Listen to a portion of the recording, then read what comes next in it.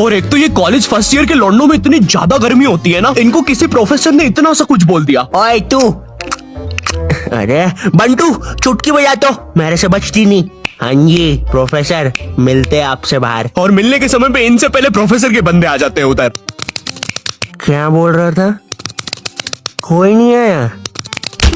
Professor वो हाँ मेरी जान, तू इसे लेके नहीं नहीं नहीं मैं नहीं लेके आया इसको। अच्छा अच्छा बात कर ले तू। लाल बाल वाले लक्की, तेरे को कितनी बार बोला है कोई तेरी जान नहीं बनना चाहता है, तू क्यों आ जाता है सबकी तरफ से? चल अब जा। हाँ नहीं तो।